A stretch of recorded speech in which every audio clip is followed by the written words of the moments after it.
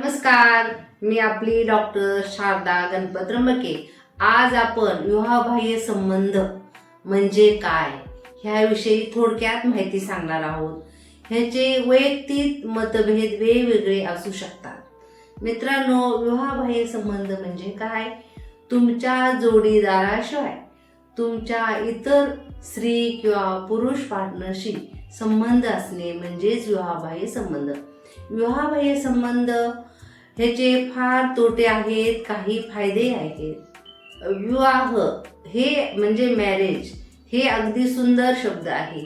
त्यामध्ये एकमेकाचा आदर ठेवणे, एकमेकावर विश्वास असणे आणि एकमेकांचा प्रामाणिकपणा ह्यावरच लग्न हे अवलंबून असतं। ह्या तीन नात्यामध्ये म्हणजे कोणतं? विश्वास, प्रामाणिकपणा आणि आदर हे मूळ आधारस्तंभ आहे। हे जर असेल तर हे नातं घट्ट पकडलं जातं। परंतु काही कारणास्तव आपले शेजारी किंवा ऑफिसमध्ये स्त्री किंवा पुरुषाच्याशी संबंध आल्यानंतर, आपले लैंगिक संबंध किंवा प्रेम संबंध आल्यानंतर त्याला मॅरिटल रिलेशनशिप म्हणतात। मित्रांनो, ह्या रिलेशनशिपमुळे भरपूर तोटे होतात। पहिला म्हणजे काय? तुमच्या जोडीदाराचा तुमच्यावरील विश्वास उडतो, एकमेकांमध्ये भरपूर मतभेद होतात, तणाव होतो आणि त्याचा तोटा तुमच्या घरातील आई वडील, बहीण भाऊ किंवा इतर नातेवाईकावरही होतो। आणि तुम्ही गुलाबाचं फूल पाहता, कमळाचं फूल पाहता, ते प्रत्येकाला हवावेच वाटतं। मग प्रत्येक वेळेस ते गुलाबाचं फूल, कमळाचं फूल आपल्याला भेटतं का? नाही।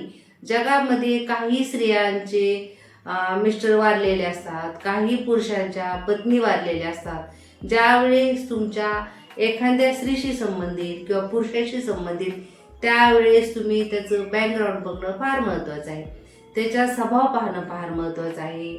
त्यावेळी जर तुम्ही त्याच्याशी शारीरिक संबंध ठेवला तर तुम्ही कंडोम वापरणं फार महत्त्वाचं आहे। कारण जर तुम्ही स्वतःची सुरक्षता केली नाही तर वेगवेगळ्या लैंगिक आजाराला बळी पडावं लागतं। थोडक्यात काय? तुम्ही जर एखाद्याशी शारीरिक संबंध ठेवायचा असेल, अगोदर त्याची पूर्ण माहिती घ्या, त्याचा स्वभाव ओळखा, त्यानंतरच आणि विशेष म्हणजे समोरच्या व्यक्तीची पूर्णपणे संमती असेल तर तुम्ही त्याच्याशी लैंगिक संबंध ठेवू शकता। परंतु लैंगिक संबंध ठेवताना तुम्ही तुमच्या कुटुंबाचाही विचार केला पाहिजे, तुमच्या प्रतिष्ठेचाही विचार करणं फार महत्त्वाचं आहे। दुसरी गोष्ट आणखी महत्त्वाचं मला सांगायचं आहे, ज्यावेळेस तुम्ही एखाद्याशी रिलेशनशिपमध्ये राहता त्यावेळेस तुम्हाला कोणतंही मानसिक दडपण असणं नाही पाहिजे। शिवाय तुमच्या पत्नीची परवानगी पाहिजे, पतीचीही परवानगी पाहिजे। काही स्त्रिया एकदम एकट्या असतात, त्यांना मानसिक आधाराची गरज असते किंवा आर्थिकदृष्ट्या त्या सक्षम नसतात। त्यावेळेस जर तुम्ही आधार दिला तर माझ्या मते काहीही वाईट नाही।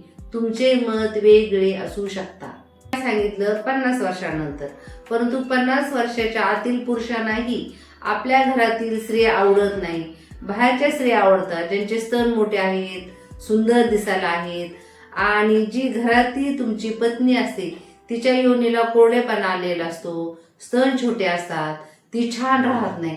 त्यामुळे साहजिक तुमचं बाहेरील स्त्रियाकडे लक्ष वेधलं जातं, पण हे करणं योग्य नाही।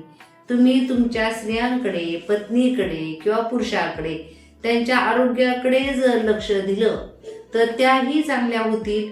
आपल्याकडे किंवा आपल्या आधुनिक जगामध्ये स्तन मोठे करणे, योनीचा कोरडेपणा घालवणे किंवा तिच्या चेहऱ्यावर ग्लो आणण्यासाठी विविध प्रकारचे औषधं निघालेले आहेत। माझं मत, तुमच्या स्त्रीमध्ये जर काही कमतरता असेल, तुम्हाला सेक्स करण्यासाठी तयार होत नसेल तर तिला काही अशी औषधं आहेत ती तुमच्याशी संभोग करायला तयार होईल। ह्याचा अर्थ असा नव्हे तुमचा नवरा चांगला नाही, बायको चांगली नाही म्हणून तुम्ही बाहेरच्याशी संबंध ठेवावा। अगोदर तुम्ही तुमच्या हक्काचा जो नवरा असतो, हक्काची जी बायको असते, तिच्याशी मोकळेपणाने बोलून तुम्ही तुमच्यामधील शारीरिक संबंध चांगले वाढवू शकता. हा व्हिडिओ बनवण्याचा माझा महत्त्वाचा उद्देश म्हणजे तुम्ही 50 वर्षानंतर जर तुमची पत्नी नसेल किंवा पती नसेल तर एखाद्याशी शारीरिक संबंध ठेवताना कंडोमचा वापर करावा, तिचा स्वभाव पाहावा आणि तिची जर संमती असेल तर शारीरिक संबंध ठेवावा. ह्याचं महत्त्वाचं कारण म्हणजे तुम्हाला समाजामध्ये किंवा तुम्हालाही अपराधाची भावना होणार नाही. कारण ज्या वेळेस लैंगिक संबंध होतात त्यावेळी दोघांचीही परवानगी असणं फार महत्त्वाचं आहे. मित्रांनो, मला एवढंच सांगायचं आहे, तुम्ही स्वतः सुखी राहा, आनंदी राहा. तुम्ही नवरा बायको किंवा तुमची कोण गर्लफ्रेंड असेल, दोघं एकमेकाला जो आनंद भेटतो तो साकार करा, एकमेकाशी आनंदी राहा. समाजाचा विचार करण्यापेक्षा तुम्ही स्वतःचा विचार करा. कारण लाईफ हे आपलं छोटं आहे. आज आपण आहोत, उद्या आपण नाही. त्यामुळे प्रत्येक वेगवेगळे आजार निघालेले आहेत, वेगवेगळे ॲक्सिडेंट होत आहेत.